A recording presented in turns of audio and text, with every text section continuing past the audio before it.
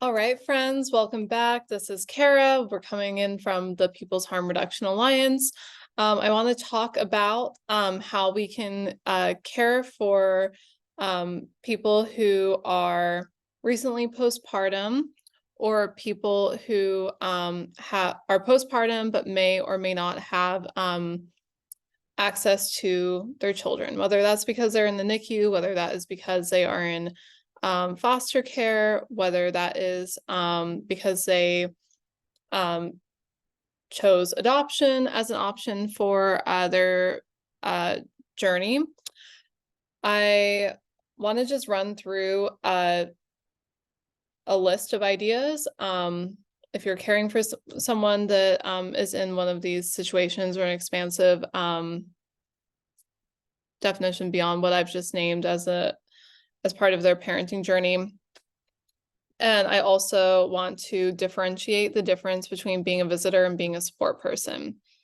This is also for folks who are preparing or are already in the position of being postpartum, so that you can have an idea of things that you might need. It's very common to just not know what you need and feel overwhelmed, and people are asking you, what do you need? What do you need? What do you need? And you don't even know what to tell them that you need at this moment because there's so much going on.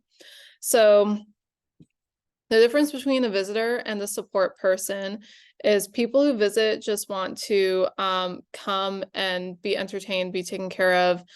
If you have baby, they're just coming to see baby, they're coming to check in, but they're not there to support you. They're not there to offer themselves of service. They're not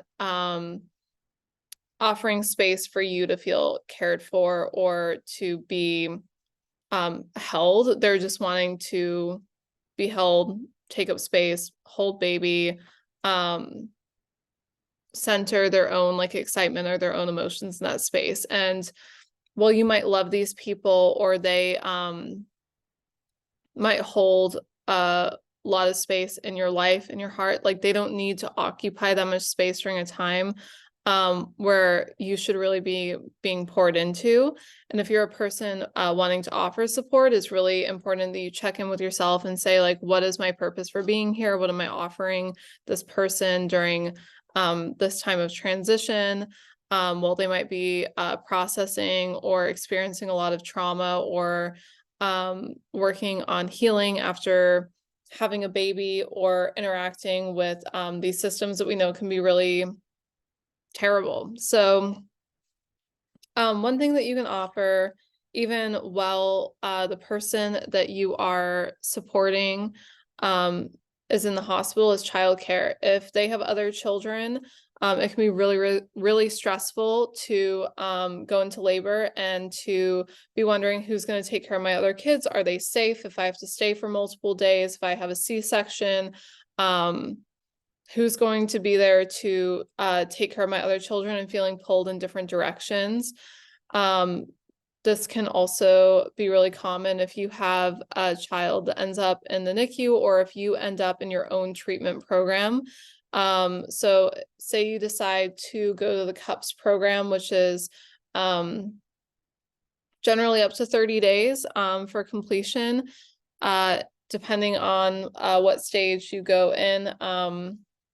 And like prior to labor and delivery and come out, or if you're going in after you have already given birth and you're wondering who's going to take care of my other kids, like this is something that you should be planning for and talking about with your support people. Early in pregnancy or when you're in postpartum, this can happen at any time, but it's always good if you know to start the process sooner, is think about who you want these support people to be and reach out to them and ask them if they can be your support people. If they have the space, what are you willing to provide? This is also super helpful. Again, another way that somebody can show up and support is to be there at your family team decision meeting. The more people that we can have in the room at a family team decision meeting, the more CPS knows that you have support, the more that they may feel that they don't have to worry or keep as many tabs on you, because there are other people that are there keeping eyes on you, keeping eyes on baby, supporting you in parenting. So all around, having people that are able to show up in your family team decision meeting and say what it is that they are able to offer you as support, so that that is documented and that you have that reassurance, that CPS has that reassurance. Similarly, pet care. A lot of us have pets. I have a pet. I love him very much. I would be very concerned if I had to leave and go to the hospital for several days, or if I had to be even like trying to navigate work, postpartum, having a new baby at home, potentially having to go to methadone, to treatment classes, to appointments, who was going to take care of my dog and who was going to walk him if he was getting fed or getting enough attention. So having people that might just be willing to show up and like walk your dog, or who can come in and like check while you're doing a day of appointments or you're at work, or if they can house your pet if you're going to a long-term treatment program and cannot take your pet with you. Starting a GoFundMe. When you're healing, it can mean a loss of income. If you don't have a job, it can be very stressful to think about where the funds are going to come from to access the things that you need for baby, especially if you haven't been able to get them through other resources. We have a list of resources on the Harm Reduction Doula page that can be really, really helpful if you're in the greater unceded Duwamish area that we call Seattle, in order to access necessities for baby, or necessities such as housing, food assistance, WIC, TANF, etc. If you aren't able to access things through that, it is really helpful to potentially set up a GoFundMe, or set up a GoFundMe for a person that you are supporting. It's also helpful if you have the ability to give direct cash assistance or mutual aid, or Uber Eats food to them, because cooking and doing dishes and trying to manage a household when you are freshly postpartum, even if you are not caring for an infant, is really hard. Same goes for if somebody's had an abortion. An abortion is still a birth. We are still laboring, and regardless of the end result being having a live birth, people are still needing that time to heal emotionally, physically, spiritually, mentally, and it can be really overwhelming to have to dive back into all of the other tasks that they might have at home, or work, or whatever the case may be. Come over and clean. I can't tell you enough how many times the thing that's been most helpful is if I come to someone's tent or their RV, or maybe they're at a shelter or in housing, and I just help them organize their space, feel like they know where things are, feel like things are safe and secured, so that they don't have to worry about clutter, or they don't have to worry if their like stuff is going to get stolen. If you need to store things for somebody that's valuable because they're going to the hospital and they're afraid that their tent or their RV is going to get broken into, and things that they really care about are going to get stolen, like that's a lot to be carrying with you when you're having to also worry about giving birth to a child, or going and accessing prenatal care, or going to a postpartum visit, or whatever appointment, a treatment appointment to methadone, etc. Sometimes people just really need to feel like the things that are sacred to them, their safe places, their belongings, are being cared for and taken care of, or that they know where they are and things are consistent when everything else kind of feels like it's changing and it's in flux. Same goes with doing somebody's dishes. We already talked about bringing a meal or I forgot to mention setting up a meal train, helping them navigate resources. I talked about our resource list. We can tell people about resources all day long, and the amount of decision fatigue or going to a doctor's appointment and being told that like you have another laundry list of tasks that you need to do when there's already so much to plan for. There's already so many things that you're trying to manage, whether that is, methadone, Suboxone, staying well, trying to get from one resource to the next, accessing food.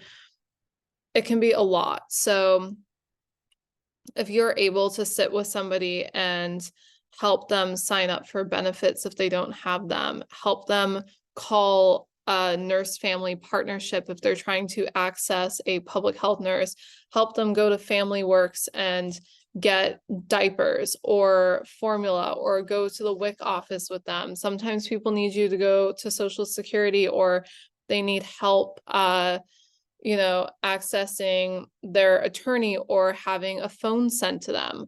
Like, trying to navigate all of this if you don't have a phone is impossible. So does this person have internet and the ability to get online and fill out this form, or are you going to need to like help get them to somewhere that has Wi-Fi, or you have Wi-Fi and you're able to take down information and like help them fill out this form with their consent? We don't want to be referring people to anything that they have not already agreed to that's involving more people in their care, and they should always have ultimate control of who's involved in their care. Just simply listening. I think that we've all can draw on hard experiences or struggles, regardless of whether we ourselves are parents or have navigated the family surveillance state that we call CPS, or have had to access reproductive care, or go through a miscarriage or an abortion. We can think of hard things that we've been through. Then we can think of the people who were there that listened to us and validated us. And we can think of the people who maybe weren't able to offer that space. Maybe they said things that minimized our feelings, like, well, it wasn't your time, or maybe, or you should just be thankful that baby's healthy, or, other people have it worse. We never want to be minimizing people's feelings. And if you don't know what to say, sometimes the best thing to do is just sit and listen and mirror back to the person what they're saying. Like, I hear you and I see all of the work that you're putting in, and I'm really proud of how much you have stayed present and shown up through this process. And I've seen you do so many hard things, and you're going to continue to be able to do hard things, and that doesn't make it suck any less that it's hard. Whatever the case may be, just being able to sit with somebody in their pain is sometimes more effective than trying to solve it, and actually like makes them feel less alone. Solving it can sometimes make people feel more alone, because they're like, okay, well, like, you don't think I've already tried that, or like whatever, like if that would have worked, it would have worked by now. It sometimes has an effect that we're not intending. Also, like letting people have their feelings. It's really common, especially if, we have a really difficult birth outcome, or a really difficult and traumatic parenting outcome. Say somebody like intends to parent, and CPS decides to put baby into a external placement, into a foster family or temporary placement. And it's really common for people to feel a lot of shame, a lot of guilt, a lot of grief. Sometimes people blame themselves, anger, frustration, confusion. And again, we don't want to ever fix the feelings that people are having. We want to acknowledge them. And, you know, sometimes it's helpful to reframe that, you know, it's not always someone's fault, that like they've done everything that they can, and sitting here and going through all the things that they are trying to do is doing something, it's feeling something, like they are a good parent, they do care about their baby, they're thinking through all these things. But we want people to feel like whatever they're feeling is part of their process and it's okay, and that they don't have to sit with these really challenging feelings alone, and they're still worthy of love and dignity and support and respect. And oftentimes this doesn't mean that their story is over. So where do we find the strength to continue? How do we tell ourselves a different story? How can I reflect back to a way that I see you, so that you can be less hard on yourself through this process? There's a lot of guilt that comes with parenting that people don't talk about, and it's a lot of shadow work and uncovering sometimes deeper traumas that we've experienced in our lives that start to surface. So always, always, always listen, and be present with people and really thank them for that vulnerability, because sometimes people don't say anything because that shame and that guilt and that blame and that grief is too great to even confide. So if somebody's confiding those feelings in you, like, you're doing something right because that person is trusting you, and thank them for that. If a parent has to go to treatment and is away from baby, ask them what they need or how you can help support them and staying connected to baby if that's what they want to do. If there's a way for you, if you're a close person and that parent would like you to have visitation access to their child, do that. Give them updates, be thorough, little things like, you know, baby took a pacifier today or they rolled over. You know, little milestones can really mean a lot to somebody. Like take notes, document, say what the providers are saying, say what the care person is saying, and make sure that they are being kept up to date and in communication if that's something that they're able to. Celebrate the little milestones. Even if that is, you know, a parent who is non-custodial and they're able to make it to all their visits this week, or, you know, every time, you know, they go and get their UA done, or, you know, have a feeding like milestone, celebrate that, because those are big deals. It's the little things that add up to big long-term change, and those are the little steps to take that are going to keep people going. Even if it's just like you took a shower today and you look like great, and I'm so happy to see you feeling more rested. It's good to remind new parents that sometimes these hard periods of postpartum where they're not getting a lot of sleep, or babies waking up a lot, or they're having difficulties feeding are temporary, and there will be another developmental stage. And so if they're going through a hard time, like, this hard time is going to end and there's going to be the good times, and reminding them to of the things that they're doing really well. Send texts of encouragement. Sometimes people just don't want to be around other folks when they're going through things, and respecting people's boundaries around access to them, access to their child, access to their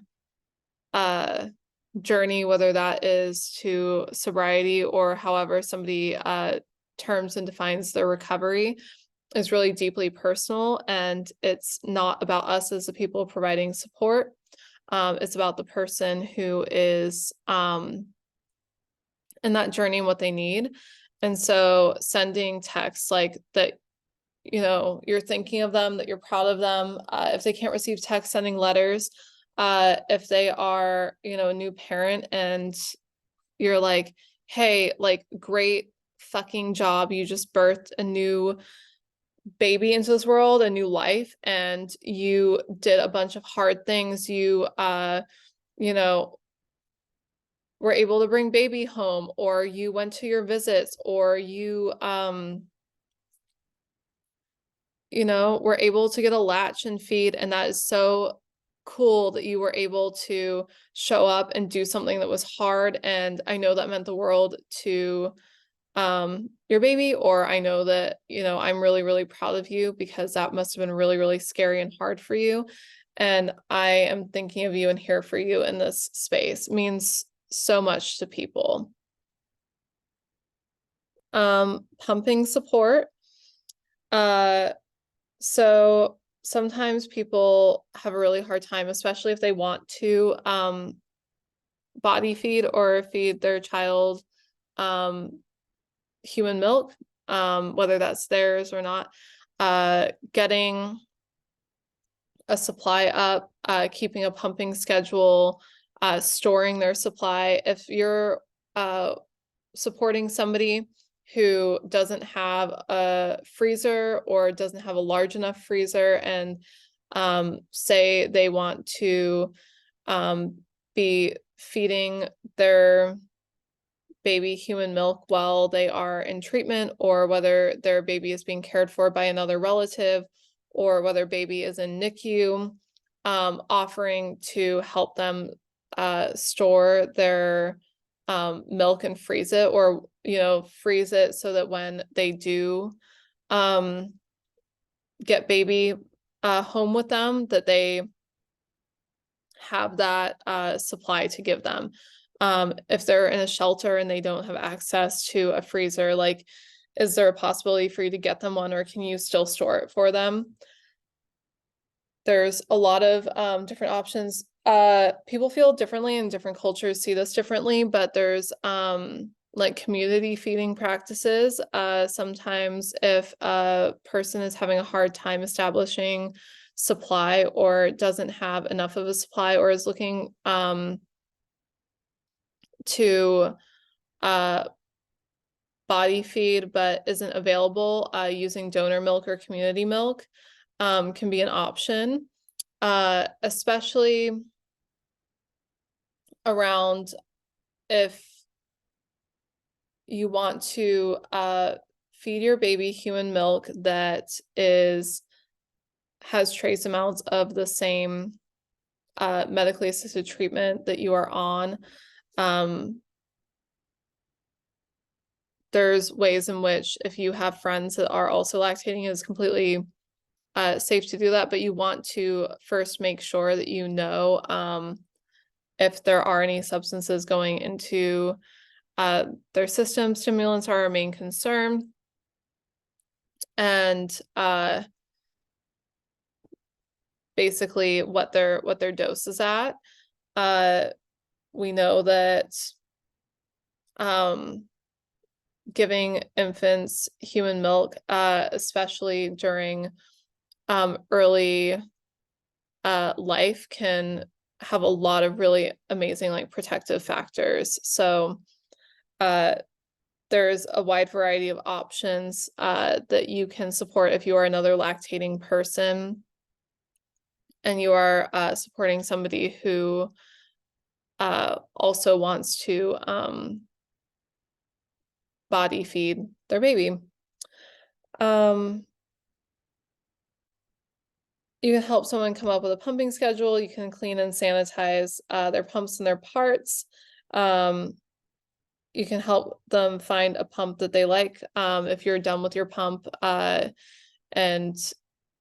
you don't want to use it anymore, or you don't like it, like, sharing those amongst other people to see how they work, as long as they're sanitized and clean, that's an awesome option. I guess a couple other little things, like if you're going to be cooking food for somebody who is postpartum, it's really important to make sure that you know what they like to eat, what food is comfortable for them, what food makes them happy. We don't want to be like cooking people things that they don't like or they're not going to eat or that don't feel like culturally appropriate for them. And it's not a time to really start trying to put people or impose like diets or restrictions on anybody. Whatever makes them feel good is what they should eat. That being said, it is recommended to make sure that you are getting enough hydration in postpartum. That goes for any body that has been through a labor. Miscarriage is a body that is postpartum. Abortion is a body that's postpartum. Somebody who has had a live birth is postpartum. Somebody who has stillbirth is postpartum. Somebody who has had a belly birth or a cesarean section is postpartum. And it's a great toll on the body. So we want to make sure that people are staying hydrated and being given adequate nutrition. Teas are a really great option. Check to make sure if they're medicinal teas that there's no counterindications, that it's usually noted on the label that would be of concern, but most of them are fine. Soups are a really easy way to get both nutrition and hydration because you're getting a lot of good calories and you're getting food that's really cooked down and easy to digest. Easy to eat snacks, like what if somebody is like not having the time or like doesn't have a kitchen or doesn't have anywhere to like store food in like a refrigerator. Having shelf stable like nutritious snacks is another way we can support people and making sure that they have enough time to like grab a quick bite, that they're like portable, that if they're, you know, feeding their baby with one arm, they can eat with the other. The other thing is just keeping the person warm. So your body's been through a lot. It's not uncommon to feel really cold or really shaky, and having fluctuations in temperature due to shifting hormones and hormones tapering off after pregnancy. So making sure that, you know, a person has enough clean socks, that they have blankets, that they have layers, that they have a hat if they need to, that they're not going out into the cold more than they need to. Sometimes that's unavoidable, especially given the circumstances that a lot of folks find themselves in. But as much as you can help minimize that as possible, that really goes back to, again, what I was saying of like giving people rides and helping them access resources so they don't have to walk or be out in the cold or taking the bus. Another thing that can be really helpful is belly binding. Different cultures have different traditional practices for that. You might hear it called a rebozo. If we're talking about like the indigenous and South and Central American traditions of belly binding, but we don't ever want to like appropriate that if that's not our culture. There's just options that we can take with like bandaging or with fabric with scarves to help wrap the belly and the hips to help those organs, help that tissue, help those joints come back together and heal. Last thing I will say is helping a person who is postpartum rest. It's not always possible to get good sleep in postpartum. Erica Davis, who is from Whole Body Pregnancy, says that sleep doesn't exist like during postpartum, or good sleep doesn't exist during postpartum. A lot of times your sleep gets disrupted, you're sleeping in short spurts, but it is possible to rest. And having people around you that you trust and feel safe with is really important to make sure that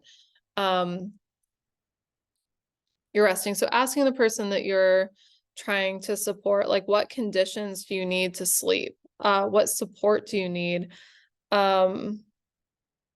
Reminding them that early postpartum disruptions aren't forever. If they want to co-sleep, helping them get access to things that help them co-sleep in a way that's supported by CPS. So there's like co-sleeper bassinets that actually go like in the bed with somebody. It's also sometimes just holding baby while the parent like goes and showers, or watching baby so that they can nap and know that their baby's being taken care of, and that they don't have to worry or like hear baby cry. Because when you're a parent, I'm just going to say a parent in general, hearing your child cry is an immediate alert to do something, and that fear that like you're not going to wake up sometimes, especially if you're on like methadone or medications that might make you feel extra drowsy.